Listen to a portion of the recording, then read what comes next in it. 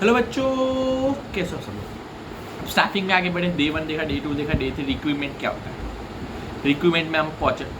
Staffing देखा। Staffing is a function of management, planning, organise structure. ये दो फीके हैं, मतलब ये दो काम के नहीं जब तक स्टाफिंग नहीं होगा, क्योंकि हम ऑर्गेनाइज स्ट्रक्चर में स्पेशलाइज कर दे। बस हर एक डिपार्टमेंट में हमें क्या चाहिए, स्टाफ चाहिए। तो स्टाफिंग प्रोसेस से ही आता है। तो हम रिक्रूटमेंट इन दिनों देखा, हमने इंटरनल सोर्सेज देखा, आज हम एक्सटर्नल सोर्सेज देखेंगे। पहला देखते थ्रू एडवर्टाइजमेंट। कंपनी स्टाफ कैसे लाती है, इम्प्लॉयज कैसे लाती है। पहले तो एडवर्टाइजमेंट करती है, न्यूज़पेपर में छापती है। बिजनेस क्या होता है, जर्नल में छापती है, पीरियोडिकल्स में छापती है, पैसिफिक स्पोर्ट्स में छापती है। न्यूज़पेपर तो सब पढ़ते हो, तो वो देख के उनके हिसाब का वो सब लोग कंपनी लिखती है, हमें ये ऐसा, हमें क्या चाहिए, क्या चीज़, ऐसा एम्प्लॉय चाहिए, ऐसा वाला, मतलब स्किल वाला चाहिए, प्रोफेशनल एजुकेशन डिग्री ये होनी चाहिए। तो वो देख के वो लोग अप्लाई करते हैं। और उसके बाद सबसे बेस्ट मेथड कंपनी के पास ये है कि वो ऐड तो करते हैं, बट सोशल मीडिया में करते हैं। तो मोबाइल में, टीवी में, हर एक दुनिया के कोने में पहुंचता है। आजकल तो मोबाइल सब यूज़ हुई, वेबसाइट यूज़ हुई, तो उसमें वो ऐड करते हैं। तो ये तो सब इंसान के पास पता है। और अनएम्प्लॉयमेंट कितना है सब लोग देखते हैं, और सब लोग को अच्छा लगता है, हाँ ये पोस्ट के लिए, हाँ ये पोस्ट के लिए तो मैं एकदम सही हूँ, तो वो अप्लाई करते हैं। तो थ्रू एडवर्टाइजमेंट के जरिए क्या करती कंपनी, ये लोग को रिक्रूट करती है। फिर थ्रू एम्प्लॉयमेंट एक्सचेंज ऑफिस होती है, जिसका कंपनी के साथ लेना एक कनेक्शन होता है। कंपनी बोलती है कि हम जो डाटा भेजेंगे, वो डेटा बेस के आपको वो डेटा के मैच वाले आदमी, इम्प्लॉयज़ हमें भेजने हैं, हम उनको रिक्रूट करेंगे। तो ये एम्प्लॉयमेंट एक्सचेंज एक ऐसा चीज़ है, ऐसा ऑफिस है जिसमें हर एक जो जिनके पास नौकरी नहीं होती वो लोग अपना सब दे के जाते हैं, मतलब सब डिटेल्स दे के जाते हैं, नाम के साथ दे के जाते हैं, कौन सी डिग्री दे के जाते हैं। और वो सब डेटा एम्प्लॉयमेंट एक्सचेंज ऑफिस के पास है। जब भी कंपनी को ज़रूरत होती है ये टाइप का एम्प्लॉयज़ हमें चाहिए, तो वो जो टाइप्स का डेटा मैच होगा, वो टाइप्स का एम्प्लॉयज़ का वो बायोडाटा भेजेगी। कंपनी फिर खुद फ़ोन में बात करेगी, सब उनको इंटरव्यू के बुलाएगी, फिर वहाँ से उनका कंपनी का सीधा कनेक्शन वो वाले एम्प्लॉय के साथ होगा। वो किसकी मदद से हुआ, एम्प्लॉयमेंट एक्सचेंज ऑफिस की वजह से। फिर company through employment exchange office के थ्रू एम्प्लॉय को क्या करते हैं, अपनी तरफ लेते हैं और उनको रिक्रूट करते हैं। फिर थ्रू एजुकेशनल इंस्टीट्यूट, बहुत सारे इंस्टीट्यूशन है, like Indian institute of management, फिर इंडियन इंस्टीट्यूट ऑफ टेक्नोलॉजी जो हमारा IIT हुआ। ये सब इंस्टीट्यूशन है, जो इंस्टीट्यूशन होती है, कॉलेजेस होती है, वहाँ जो टॉपर होता है, जो रैंक का टॉपर होता है, वह कंपनी कैंपस करती है और वह इनको एक बड़ा पैकेज दे के हायर करती है। पढ़ाई के बाद ये वहाँ का डायरेक्ट कनेक्शन हो जाता है, एम्प्लॉय बन जाता है। सब प्रोसेस होता है स्टार्टिंग का। तो ये क्या होता है, या पढ़ाई के साथ उसका क्या हो गया, कैंपस में उसका इंटरव्यू हो गया, सब हो गया, उसका पैकेज भी मिल गया, और बाद में कंपनी उसको क्या है, एज अ एम्प्लॉय लेके जाएगी इंस्टीट्यूशन से। थ्रू एजुकेशन इंस्टीट्यूट से भी क्या करती है, कंपनी रिक्रूट करती है एम्प्लॉयज़ को। फिर थ्रू ट्रेड यूनियन। अब ट्रेड यूनियन क्या होता है, ट्रेड में बहुत अलग अलग ट्रेडर्स होते हैं, बिजनेसमैन होते हैं, जैसे गोल्ड के ट्रेडर्स होते हैं। समझो हम गोल्ड के ट्रेडर्स का एग्जांपल लेते हैं। गोल्ड का ट्रेडर का और गोल्ड मैन्युफैक्चर का, उसके अंदर बहुत एम्प्लॉयज़ होते हैं। उसके अंदर क्या होता है, बहुत एम्प्लॉयज़ होते हैं। अब बहुत एम्प्लॉयज़ है, सारे एम्प्लॉयज़ काम कर रहे हैं, बट प्रोडक्शन कम हो रहा है, प्रोडक्शन कम हो रहा है तो सेल्स कम हो रहा है, सेल्स कम हो रहा है तो प्रॉफिट कम आएगा। तो ट्रेड यूनियन क्या करती है, ट्रेडर्स क्या करते हैं कि उनका जब प्रॉफिट कम आता है तो जो सैलरी सारे एम्प्लॉयज़ को कैसे देंगे, तो उसमें से थोड़े एम्प्लॉयज़ वो निकाल देते। निकालना भी नहीं बोलेंगे, ये रीज़न की वजह से वो लोग क्या बोलते हैं कि आप हमारे पास अभी आपको देने के लिए सैलरी नहीं है, इनफ सैलरी, हमारे पास सैलरी ही नहीं है, तो आपको क्या कर सकते हैं, वो अफोर्ड नहीं कर सकते, इसलिए आप प्लीज़ चले जाइए। तो उनको क्या करते हैं, निकाल देते। नहीं तो और कोई रीज़न से वो क्या होते हैं, कंपनी से आउट हो जाते हैं, बट वो परमानेंट नहीं होते। ऐसे जो एम्प्लॉयज़ है जो अदर रीज़न से निकले, नहीं तो कोई ना कोई कारण से निकले, उसको रिट्रेंच एम्प्लॉयज़ कहते हैं, वर्कर्स कहते हैं। अब क्या होता है, जब पटरी वापस ट्रैक में आ जाएगी, मतलब ट्रेड यूनियन में क्या होगा कि जब ट्रेडर्स का सब अच्छा चलने लगेगा, एम्प्लॉयज़ प्रोडक्शन ज़्यादा करेंगे, प्रोडक्शन ज़्यादा करेंगे तो सेल्स ज़्यादा होगा, सेल्स ज़्यादा करेंगे तो प्रॉफिट ज़्यादा होगी।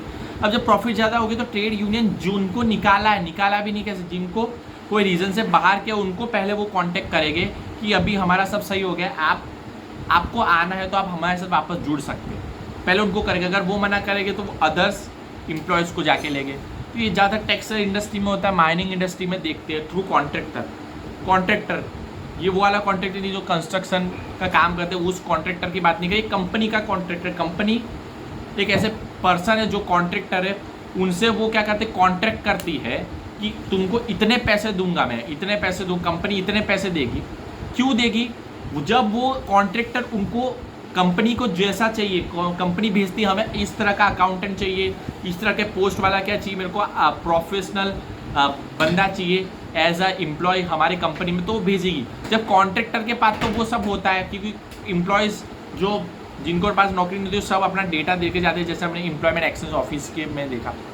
तो क्या करते हैं कि कॉन्ट्रैक्टर को जब भी ऐसा मिलता है कंपनी के शुरू में, तो वो कंपनी को उसका क्या मिलता है? डेटा नहीं, ये वर्कर्स की बात हो रही है, वर्कर्स की बात हो रही है ना। तो कॉन्ट्रैक्टर क्या करेगा, पहले जैसे वो कंपनी ने उस 4 वर्कर मांगे तो 4 वर्कर का वो लेगा, और कंपनी उसको एक पर पर्सन का कितना देगी? 15,000, समझ लो 15,000। तो 4 लोगों का कितना हुआ? 60,000 हो गए शायद, 60,000 हुआ। तो 60,000 ले लेगा। वो कितना चैप्टर है, वो 4 वर्कर को भेज भी देगा, बट वो 4 वर्कर जो वहाँ काम करेगा वो कॉन्ट्रैक्ट बेस में करेंगे, मतलब 9 महीने के लिए, 11 महीने के लिए। अब और वो जो उधर काम कर रहे हैं उनको सैलरी कंपनी नहीं देगी, उसको सैलरी कॉन्ट्रैक्टर देगा। इसलिए तो कंपनी ने उसको 15,000 पर पर्सन दी है। कंपनी तो ये सोचा है कि 15,000 सबको सैलरी देगा, एक को 15, दूसरे को 15, इसको 15, इसको 15, बट वो 15 नहीं देगा, उसमें 5 कमीशन लेगा। मतलब क्या, वो कितना लेगा? 20,000 ले लेगा टोटल सबको गिना, तो 40,000 वो 4 में डिस्ट्रीब्यूट करेगा। मतलब इंडिविजुअल बात के एक का 15,000 हक बनता है, उसमें से 5,000 लेके 10,000 देगा। उसका मतलब थ्रू कॉन्ट्रैक्टर के बेस में जो कंपनी लेती है ना, कॉन्ट्रैक्ट बेस्ड वर्कर्स, वो उधर ज़्यादा काम खोद बात काम करे, जो उनको सैलरी मिली कॉन्ट्रैक्टर के थ्रू वो कम मिली। तो ऐसे थ्रू कॉन्ट्रैक्टर के थ्रू बहुत वर्कर्स को क्या होता है? एक्सप्लॉयटेशन होता है। और ये कौन से मेथड के लिए, ये कब सही है कि जो अनस्किल्ड लेबर होते हैं उसके लिए मेथड के लिए सही है। इनका बहुत एक्सप्लॉयट होता है, काम वो ज़्यादा कर रहे हैं, ज़्यादा पैसा कॉन्ट्रैक्टर खा रहा है, उनको कम पैसा मिल रहा है। फिर थ्रू कॉन्ट्रैक्टर के थ्रू भी कंपनी क्या करती है?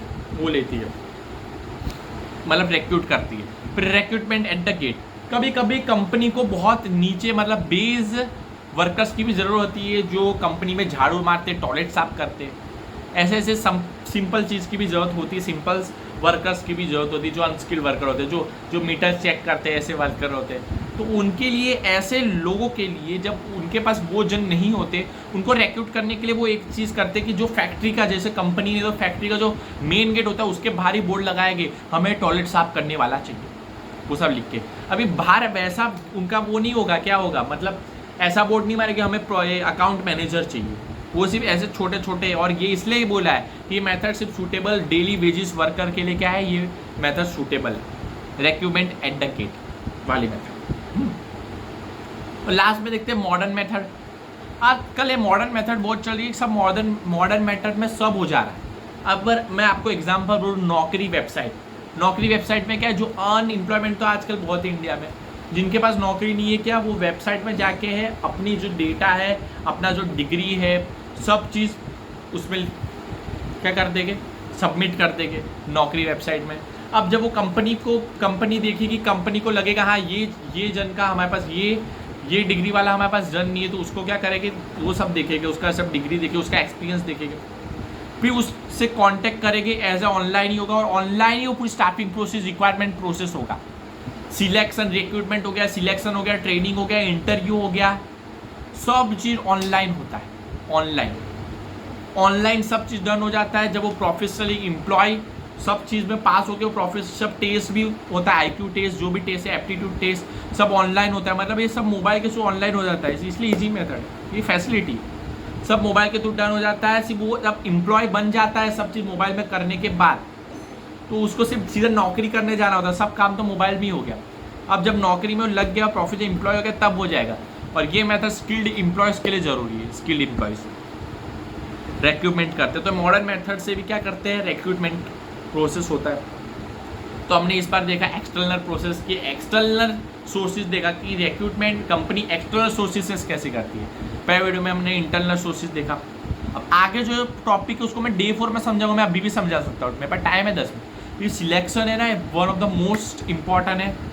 इसमें से जैसे ये भी इंपॉर्टेंट था, सब इंपॉर्टेंट है, ये चैप्टर इंपॉर्टेंट, फिर भी सिलेक्शन इंपॉर्टेंट है। इसको मैं अच्छे से समझाऊंगा, आपको टेंशन मत लेना। अभी के लिए इतना ही, मिलेंगे हम एक और वीडियो में, पार्ट वीडियो में साथ में मिलेंगे। अब सिर्फ आप इसने में मनन करो, हमने स्टाफिंग सीखा, इन दिनों हमने बैंकिंग, मॉनेटरी पॉलिसी, इकोनॉमिक्स का सीखा, उसमें मनन करो। चैप्टर 5 है स्टाफिंग, उसको ध्यान से पढ़ो, हम आगे दिए बढ़ेंगे। तब तक के लिए मिलते हैं डे 4 आने तक, डे 3 को याद करो, नोट्स बनाओ, तब तक के लिए प्लीज को याद रखो, बाय गाइस।